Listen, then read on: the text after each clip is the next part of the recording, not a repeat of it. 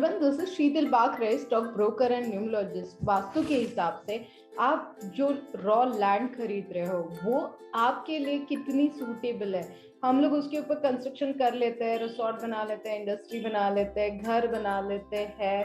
जो भी आपकी रिक्वायरमेंट है उस हिसाब से हम लोग एक लैंड खरीद लेते हैं, और जब बनाने के बाद जो दिक्कतें आती है उसलिए आप वास्तु विजिट करवाते हो। उसके ऊपर भी सोल्यूशन आपको मिल ही जाते हैं, उसके ऊपर सोल्यूशन मिलके वो सॉर्ट आउट हो ही जाते हैं। बट अगर सोचिए, वो जमीन जब आप खरीद रहे हो, जब खरीदने से पहले वो वास्तु आपके लिए सूटेबल है या नहीं।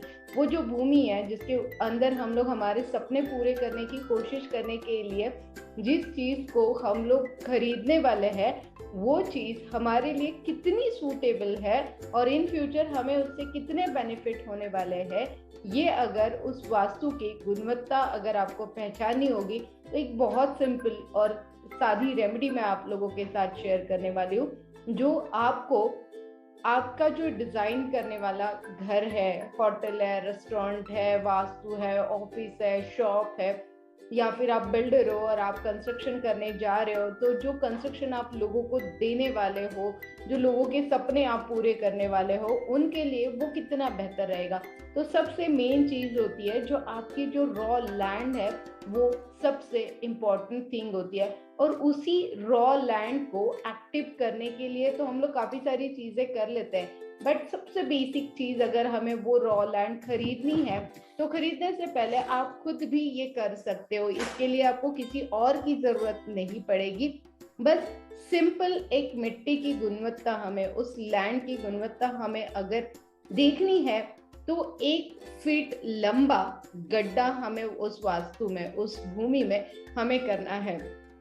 जब आप वो गड्ढा करोगे 1 फीट लंबा और थोड़ा चौड़ा, जब आप वो करोगे तो वो सारी जो मिट्टी है वो निकाल के आपको बाजू में एक जगह पे इकट्ठा करनी है। अब गड्ढा हो गया 1 फीट अंदर और थोड़ा सा चौड़ा, वो गड्ढा हमने कर दिया है, वो मिट्टी हमने बाजू में रख ली है। अब वापस वही मिट्टी आपको उस गड्ढे में डालनी है।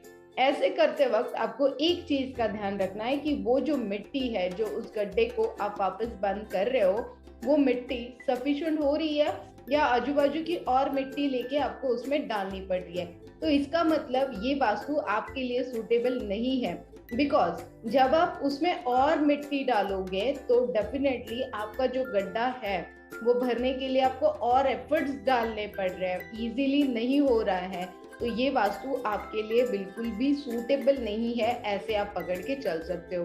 फिर हो गया, अगर आप कोई अच्छा प्रोजेक्ट वहां पे बनाना चाहते हो और जल तत्व को भी आपको देखना है कि जल तत्व वहां पे कितना एक्टिव है, क्योंकि वायु तत्व, जल तत्व, अर्थ जो है वो बहुत मैटर करती है वास्तु के हिसाब से।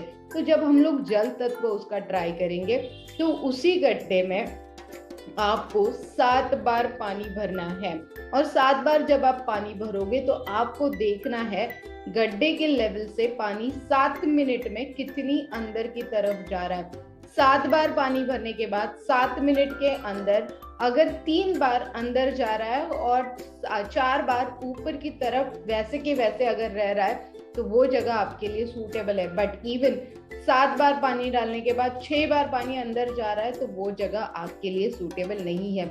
इसी तरीके से वास्तु आपके लिए सूटेबल है या नहीं, उस वास्तु की जो गुणवत्ता है वो आपके बजट के लिए आपके लिए सूटेबल है या नहीं, इन सारी चीजों का कैलकुलेशन करने से पहले, अगर वास्तु खरीदने से पहले 1 फीट गड्ढा और चौड़ा करके उसके अंदर की जो मिट्टी है वही सफिशिएंट हो रही है, या तो उसे ऊपर से अगर डालनी पड़ रही है तो वो आपके लिए सफिशिएंट नहीं होगी। ये बहुत सिंपल और बहुत सटीक तरीका है आपकी वास्तु आपके लिए कितनी महत्वपूर्ण है और कितनी यूजफुल है।